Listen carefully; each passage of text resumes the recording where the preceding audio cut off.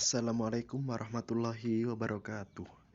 Perkenalkan, nama saya Muhammad Ulil Kirom dari Prodi Sistem Informasi kelas 2020B dengan NIM 2005 12 14 022 Universitas Negeri Surabaya. Pada kesempatan kali ini saya akan menjelaskan sedikit tentang algoritma penjadwalan SJF atau Shortest Jobs First. Kemudian kita masuk pada pengertian. Algoritma SJF atau Shortest Job First adalah algoritma di mana setiap proses yang ada di ready queue akan dieksekusi berdasarkan burst time terkecil optimal.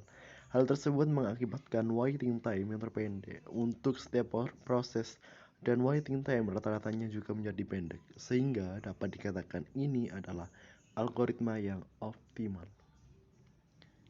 Bagian algoritma SJF dibagi menjadi dua, yaitu satu preemptif, yang kedua adalah non-preemptif. Preemptif. Jika ada proses yang sedang dieksekusi oleh CPU dan terdapat proses di ready queue dengan burst time yang lebih kecil daripada proses yang sedang dieksekusi tersebut, maka proses yang sedang dieksekusi oleh CPU akan digantikan oleh proses yang berada di ready queue tersebut. Preemptive SGF sering disebut juga sebagai shortest remaining time first scheduling. Non-preemptive, yaitu CPU tidak memperbolehkan proses yang ada di ready queue untuk menggeser proses yang sedang dieksekusi oleh CPU. Meskipun proses yang baru tersebut mempunyai burst time yang lebih kecil. Ciri-ciri dari algoritma SGF yaitu satu, non-preemptive atau run to completion. Yang kedua adalah penjadwalan tak berprioritas. Yang ketiga adalah proses dengan waktu jalan terpendek akan dijadwalkan terlebih dahulu. Yang keempat, contoh. Ada 4 proses yaitu KLMN dengan waktu 4321 kuanta. Perlu kita ingat bahwa dalam algoritma SJF ini dengan waktu yang terpendek akan dijadwalkan terlebih dahulu. Nah, maka jika kita menggunakan cara normal, urutannya adalah KLMN. Akan tetapi apabila kita menggunakan cara SJF, yaitu urutannya menjadi NMLK. Istilah-istilah penting yang berada pada penjadwalan SJF ini adalah satu, ready queue, yaitu segala proses-proses yang ada pada memori utama menunggu dieksekusi untuk diletakkan pada sebuah list. Yang kedua adalah burst time, adalah asumsi berapa lama sebuah proses membutuhkan CPU di antara proses menunggunya I/O. Yang ketiga adalah waiting time, adalah waktu yang diperlukan oleh suatu proses untuk menunggu di ready queue. Nah, kita masuk pada chart table angka SJF preemptive. Ini adalah soalnya. Terdapat proses arrival time burst time. Yang pertama, proses P1 mempunyai arrival time 0 dan mempunyai burst time 8. Yang kedua, P2 mempunyai arrival time-nya 3, burst time-nya 5. Yang ketiga, P3 arrival time-nya 5 dan burst time-nya 2. Yang keempat, P4 yaitu mempunyai arrival time 6 dan burst time-nya 6. Nah, kita selesaikan menggunakan cara SJF preemptif ya. Mulai dari P1. Arrival time-nya 0, kemudian sampai 3. Pada posisi ini burst time proses yang sudah datang yaitu P1 sama dengan 5, P2 sama dengan 5. P2 datang, maka P1 karena sama maka tetap melakukan P1. Sehingga ada P1, P1 0 sampai 3, yang satunya adalah P1 3 sampai 5. Pada posisi ini sisa burst time proses yang sudah datang yaitu P1 sama dengan 3, P2 sama dengan 5, P3 sama dengan 2. Kemudian P3 datang. Maka P1, P2, P3. Karena P3 paling kecil, maka proses selanjutnya adalah P3. Sehingga ada 3 tabel yaitu P1, P1, P3 dengan P1 0 sampai 3, P1 3 sampai 5 dan P3-nya 5 sampai 6. Pada posisi ini sisa burst time proses yang sudah datang yaitu P1 sama dengan 3, P2 sama dengan 5, P3 sama dengan 1, dan P4 sama dengan 6. P4 datang, maka P1, P2, P3, P4. Karena P3 paling kecil, maka proses selanjutnya adalah P3. Sehingga ada 4 kolom tabel itu ya. P1 0 sampai 3, kemudian P1 3 sampai 5, P3 5 sampai 6, dan P3 6 sampai 7. Pada posisi ini sisa burst time proses yang sudah datang yaitu P1 sama dengan 3, P2 sama dengan 5, P4 sama dengan 6. P3 selesai, maka P1 banding P2, P4. Karena P1 paling kecil, maka proses selanjutnya adalah P1. Nah, bisa dilihat di tabel sebelah kanan ini. P1 0 sampai 3, P1 3 sampai 5, dan P3 5 sampai 6, kemudian P3 lagi 6 sampai 7, dan P1 lagi 7 sampai 10. Pada posisi ini sisa burst time proses yang sudah datang yaitu P2 sama dengan 5, P4 sama dengan 6. P1 selesai, maka P2 dan P4. Karena P2 paling kecil, maka proses selanjutnya adalah P2. Sehingga ada 6 kolom tabel ini ya. P1 0 sampai 3, P1 3 sampai 5, kemudian P3 5 sampai 6, P3 6 sampai 7, P1 7 sampai 10. Kemudian P2 10 sampai 15.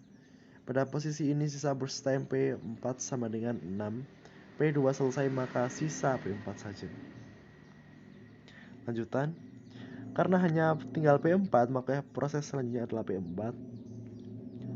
P1-nya 0 sampai 3, kemudian P1 lagi 3 sampai 5, kemudian P3 5 sampai 6, kemudian P3 6 sampai 7, kemudian P1 7 sampai 10, P2 10 sampai 15, P4 15 sampai 21. Nah, sekarang kita hitung waiting time yang sudah kita ketemukan. P1 0 ya. 0 milisecond plus 2 milisecond. Maka waiting time-nya adalah 2 milisecond. P2 nya adalah 10 milisecond. Nah, dikurangi dengan 3 milisecond sama dengan 7 milisecond. P3 nya adalah 0 milisecond. Dan P4 sama dengan 15 milisecond dikurangi 6 milisecond, maka hasilnya adalah 9 milisecond. Sekarang kita hitung average waiting time. Average time-nya yaitu jumlah waiting time dibagi jumlah semua proses yang ada. Sehingga average time-nya adalah 2 ditambah 7 ditambah 0 ditambah 9 dibagi 4 sama dengan 18 dibagi 4 sama dengan 4,5 milisecond. Sekarang ganti kita lanjut ke Gantt chart tabel dan angka CF non preemptive. Nah, bisa kita lihat ya. Ada soalnya itu proses arrival time, burst time. P1 arrival time-nya 0, burst time-nya 10. P2 arrival time-nya 1, burst time-nya 15. Dan P3 arrival time-nya 1, burst time-nya 12. P4 arrival time-nya 4, burst time-nya 8. P5 arrival time-nya 6, burst time-nya 5. Sehingga kita bisa buat tabel Gantt chart di sebelah kanan ya. P1 dimulai dari 0, kemudian burst time-nya 10. Lalu kita lihat burst time yang paling kecil lagi yaitu ada di P5. Sehingga kita jumlahkan saja. Burst time-nya tadi 10 ditambah 5 sama dengan 15 ya. Kemudian kita lihat yang paling kecil lagi yaitu ada di P4 dengan burst time-nya 8, sehingga kita kalkulasikan dengan burst time tadi yaitu 15 ditambah 8 sama dengan 23.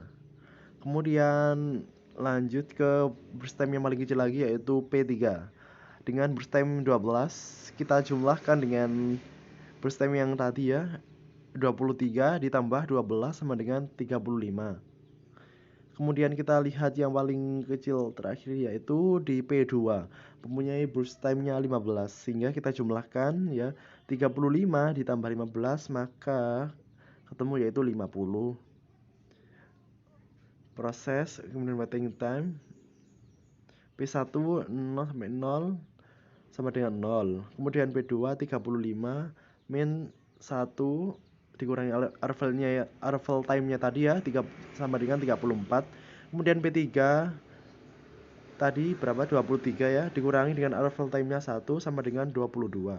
Kemudian P4 tadi kencetnya adalah 15 dikurangi 4 sama dengan 11. Kemudian B5 tadi 10 ya, dikurangi dengan arrival time-nya yaitu 6 sama dengan 4. Nah, sekarang kita hitung average waiting time atau AWT, yaitu 0 waiting time tadi ya, jumlah semua waiting time tadi itu dibagi jumlah semua proses yang ada, yaitu sehingga kita jumlahkan 0 tambah 34 ya, tambah 22 ditambah 11 ditambah 4. Kemudian kan ada 5 proses, berarti kita bagi 5. Nah, hasilnya adalah ketemu 14,2 milisecond. Sekarang kita lanjut ke penjelasan algoritma SCF ya. Kekurangan algoritma SCF yaitu satu, susahnya untuk memprediksi burst time proses yang akan dieksekusi selanjutnya. Yang kedua, proses yang mempunyai burst time yang besar akan memiliki waiting time yang besar pula karena yang dieksekusi terlebih dahulu adalah proses dengan burst time yang lebih kecil. Kelebihan dari algoritma SCF ini yaitu paling optimal karena algoritma ini memberikan minimum waiting time untuk kumpulan proses yang mengantri. Kita implementasi yang ada SCF dalam kehidupan sehari-hari ini ya. Yang pertama adalah pemesanan ojek online. Saat memesan ojek online, sistem menjadwalkan pemilihan driver berdasarkan jarak yang terdekat. Nah, ini sesuai dengan pengertian SCF tadi ya, di mana jarak yang paling dekat itu yang akan diutamakan terlebih dahulu. Kemudian pengantaran logistik, dalam pengiriman barang logistik biasanya jarak kedatangan terpendek akan diprioritaskan terlebih dahulu daripada jarak yang jauh guna mempercepat pengiriman barang. Ya, ini sesuai dengan penjadwalan algoritma SCF tadi ya, dimana yang terdekat dan terpendek akan dijadwalkan terlebih dahulu. Nah, sekian, terima kasih.